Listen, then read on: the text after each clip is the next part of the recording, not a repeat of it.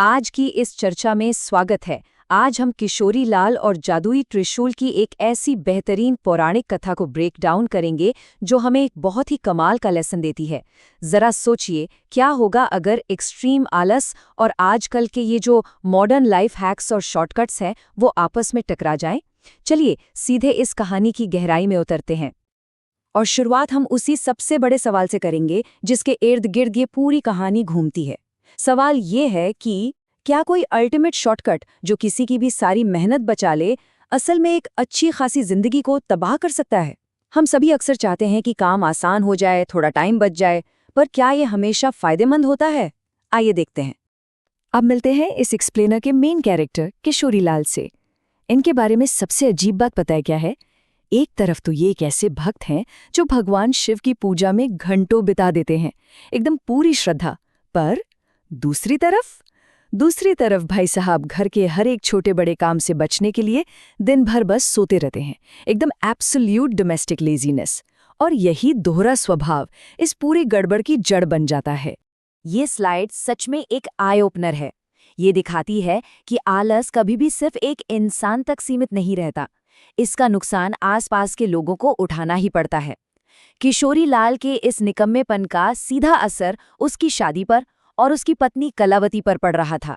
खेतों में फसल काटनी हो या बाजार से सरसों का साग लाना हो, किशोरी लाल हर काम टाल देता था। नतीजा, सारा का सारा बोझ कलावती पर आ गिरा और उसका गुस्सा नेचुरली आसमान छूने लगा। यहाँ कलावती की बिल्कुल जेन्युइन हताशा साफ देखी जा सकती है। वो बेचारी सिर्फ चिढ़ नहीं रही है, वो उन बहुत ही रियल और इमीडिएट नुकसानों की बात कर रही है जो किशोरी लाल के काम ना करने से हो रहे हैं। फसल तैयार खड़ी है, काटोगे नहीं तो जानवर खा जाएंगे या कोई चोरी कर लेगा। ये कोई छोटी बात थोड़ी है। ये इस बात का सीधा सबूत है कि अपनी जिम्मेवारियों से भागने के कितने रियल कॉन्सिक्वेंसेस होते हैं। तो फिर जब किसी बात का असर ही ना हो तो आखिर क्या होगा? कलावती के सब्र का बांध टूट ही गया। उसने गुस्से में आकर सो रहे किशोरी लाल के ऊपर ठंडे पानी की एक पूरी बाल्टी उड़ेल दी। और बस यही वो ट्रिगर था जिससे एक झटके में नींद से उठा किशोरी लाल गुस्से में भुनभुनाता हुआ सीधे भगवान शिव के मंदिर पहुंच गया। किस लिए? अपनी बरसों की भक्ति का इनाम मांगने। और कमाल की बात देखिए, उसकी पुकार सुनकर भगवान शिव सच में प्रकट हो गए। उन्होंने उसकी भक्ति से खुश होकर उसे एक वरदान दिया। पर यह कोई ऐसा वैसा वरदान नहीं था। ये एक छोटा सा जादुई त्रिशूल था, एक ऐसा मैजिकल टूल जिसे जिस भी काम पर रख दिया जाए वो काम ऑटोमेटिकली पूरा हो जाएगा। सोचिए, किशोरी लाल के लिए तो जैसे सारे दुआएं एक साथ कबूल हो गई थीं। लेकिन कहानी में एक ट्विस्ट तो होना ही था। इस अल्टीमेट शॉर्टकट के साथ एक बहुत ही सख्त नियम जुड़ा हुआ था। भगवान शिव ने साफ साफ कह दिया था कि देखो, जब ये त्रिशूल अपना काम कर रहा हो तो उसे किसी भी हाल में बीच में रोकना मत। अगर ऐसी कोशिश हुई तो ये जादू वहीं हमेशा के लिए खत्म हो जाएगा और त्रिशूल वापस लौट जाएगा। ये एक बहुत ही छोटी पर आगे चलकर सबसे अहम शर्त बनने वाली थी।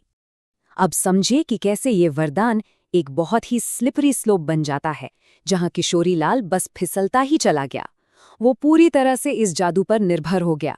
चाय में दूध चीनी उबालनी हो, बगीचे में पानी देना हो या पावर कट होने पर हाथ का पंखा ही क्यों न झलना हो, वो अपने हर छोटे और आलसी काम के लिए इस डिवाइन वेपन का इस्तेमाल करने लगा।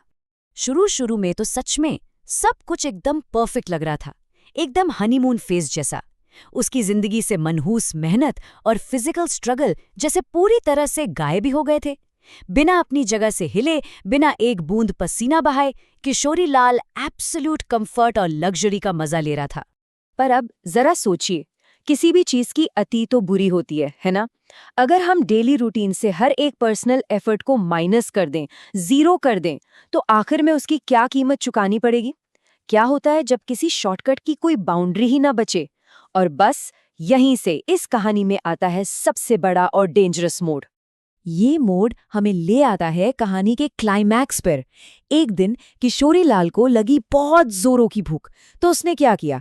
अपने जादुई त्रिशूल को आदेश दिया कि मुझे स्वादिष्ट खाना खिलाओ। जादू तुरंत एक्टिव हो गया। हवा में तैरते हुए अलग अलग तरह के लजीज पकवान और मिठाइयां आने लगी और ठीक उसके मुंह में ऑटोमेटिकली जाने लगी। एकदम उंगली तक नहीं हिलानी पड़ रही थी उसे। लेकिन यहां पर उसकी सबसे बड़ी और जानलेवा गलती सामने आ गई। ध्यान दीजिए, किशोरीलाल ने पहले जो भी काम त्रिशूल को दिए थे, उनका एक नेचुरल एंडिंग पॉइंट था। जैसे कप चाय बन गई तो काम खत्म, या लाइट आ गई तो पंखा चलाना बंद। पर आलस में चूर होकर उसने सिर्फ इतना कहा, मुझे खाना खिलाओ।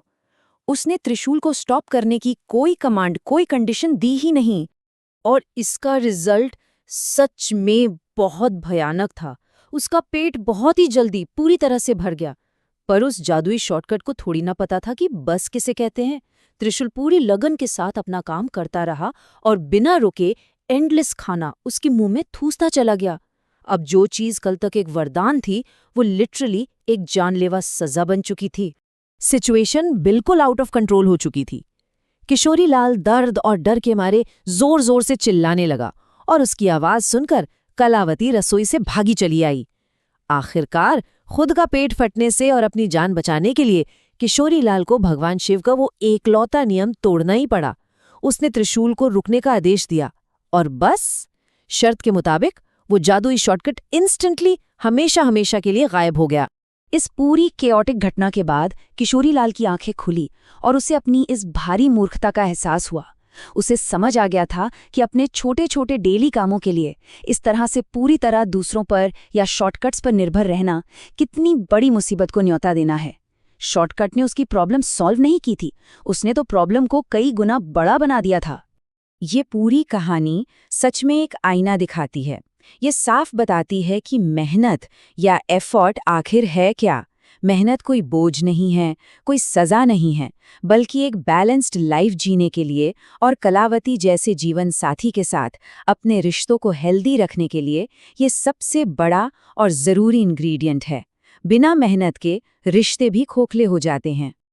आखिर में किशोरीलाल ने अपना वो घटिया आलस हमेशा के लिए छोड़ दिया। वो उठा, खुद खेतों में गया, मेहनत की और अपनी उन सारी डेली जिम्मेदारियों को दिल से अपनाया। और ऐसा करके उसने वो खुशहाल और शांति भरी लाइफ पा ली जो वो जादुई शॉर्टकट कभी किसी हालत में नहीं दे सका था। असली मैजिक तो उसके खुद के काम करने में ही छुपा था। इस चर्चा को खत्म करते हुए ये कहानी एक बहुत ही गहरा सवाल छोड़ जाती है। जरा सोचिए, आज के इस मॉडर्न टाइम में जहां हर चीज के लिए हैक्स और ऑटोमेशन मौजूद हैं, क्या ये नए नए ऑटोमेटेड शॉर्टकट्स भी किसी जादुई त्रिशूल से कम हैं, जो बस इस इंतजार में बैठे हैं कि कब वो हमें जरूरत से ज्यादा फीड कर दें और हमारी लाइफ का पूरा बैलेंस बिगाड़ दें? इस बारे में जरूर सोचिए, क्योंकि जवाब शायद हमारे डेली रूटीन में ही छुपा है।